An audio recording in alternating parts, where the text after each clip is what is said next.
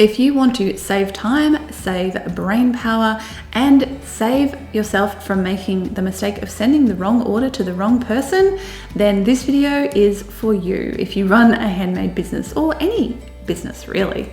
G'day, my name's Jess. I've been running my own handmade business since 2008. It is called Ethereal, and I have learned over the years that systems are incredibly important to running a business. Not only my handmade business, but also my online education business for makers, Create and Thrive. And so today I want to address one system that is incredibly important that will just save you so much time, energy, and stress if you get it right, and that is your order processing system. Now, there are lots of other systems that you should be working on when it comes to your business. If you'd like to learn more about that, I have a workshop, 6 systems you should have in your handmade business. It's available over in my membership community for makers, the Thrivers Circle. It's a video workshop, and it's there alongside 30 plus other video workshops made specifically for handmade business owners like you and me.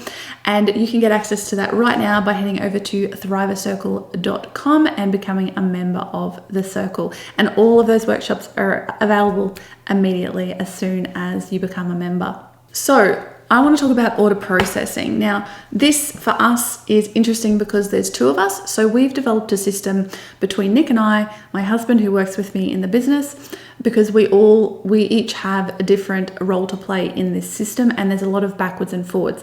Now, obviously, before he came on board, I had my own system working by myself. So you can take this and adapt this and work it for you. I want to take you through our system to give you a bit of an idea of how you might like to do this for yourself.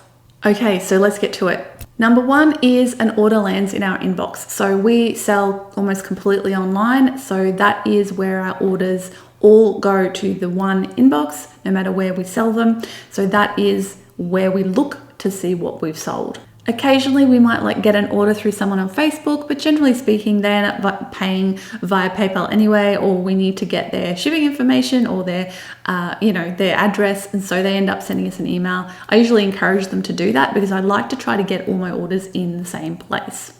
The second step of our process is our order book and post-it note. So all of our orders get written into this order book, and every single order also gets written onto a post-it note. So the order book is sort of our Bible of orders. Every single order we ever have comes through here. And our post-it note is what goes down to the studio, and that's what the order or the piece of jewellery or pieces of jewellery stays with the entire time. So what do we write in here? We write the date that it's been ordered. We write the name of the person. We write what they've ordered. We write their shipping information. So in other words, are they in Australia? Are they international? What class of shipping have they chosen? We leave space to put the tracking label in, and then we also leave space to put the date that the order has shipped. So I can go back, if a customer has a question, I can just grab the order book and I can flip back through and go, okay, you ordered on the 27th of August and it was shipped out on the 9th of September. That's right, yeah. And I've got the person's name, I've got what they ordered, and I've got their tracking code, and it's all right here in one place. Easy to find, easy to carry around with me as well if necessary. So that is step 2. Step 3, Nick walks from his office into my office and he gives me the order book and the post-it notes all written out on here, ready for me to check. Step 4 is I check all of the orders. I look at the email and I check all of the information with the email against the book, against the post-it note. And now this might seem like, you're kind of doubling up your work here, but it is really important for us because it means that we have the order correct in all the places we need to have it correct. And, we like to have this post-it note. It's a vital part of the process because it stays with the order the whole time. So after I've double checked all of that via the email, I then write the customer a thank you note, a manual thank you message, and send it to them. Now, I actually have this as a pro forma, so I've pre-written this message. It's a very detailed, long message. It's twofold. 1, it gives them all the information they need to know about their order, and 2, it actually connects with them emotionally. So I took a long time to craft this thank you message, and if you're interested in doing this, because I tell you what, this has made a huge difference to my communication and my relationship with my customers, just sending them this manual thank you message. the amount of people who reply to me and tell me why they bought the thing, and we start a positive interaction, it's really lovely. And it's also a really smart business move because it means that you have cultivated a personal, warm relationship with your customer from the beginning, so that, you know, they're more likely to recommend you, they're more likely to contact you if something goes wrong, rather than just opening a case or something like that. So it's a really powerful tool. And if you'd like to learn how to craft a really powerful and emotionally impactful thank you message, I have a workshop for that as well over in the Thriver Circle. Again, that's thrivercircle.com, and you can get access to that immediately after you finish watching this video if you go become a member of the circle. So once I've sent them that thank you message, the next step is to take the email and put it into the to pack folder in our inbox. And this is going to become important later on, so just remember that little step. So number 7 is I give the order book and the post-it notes back to Nick. And then he takes the post-it notes off the order book, he leaves the order book on his desk, and he takes the post-it notes downstairs into the jewellery studio.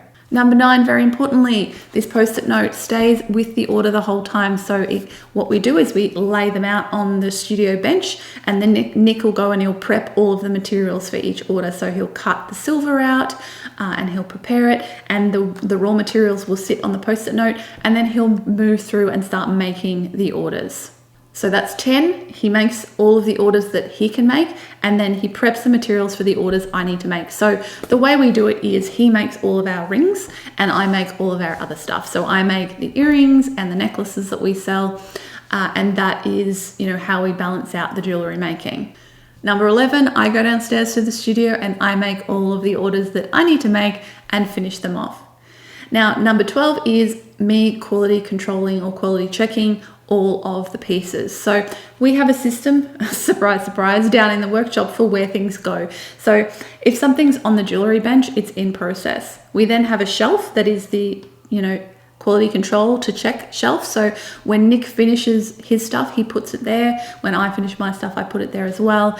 And then I come and I double check and quality control everything on that shelf. And if it needs a little bit more work, I'll give it back to Nick and say, hey, just work on this joint a little bit more or something like that. Or I'll look at something I've made and go, okay, with a, you know, a day's break between, oh, I missed that little bit of detail, and I'll fix that up.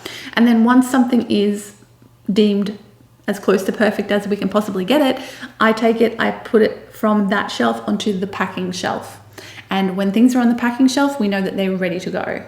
So step 13 is Nick comes upstairs to his office and he fills out all of our shipping envelopes.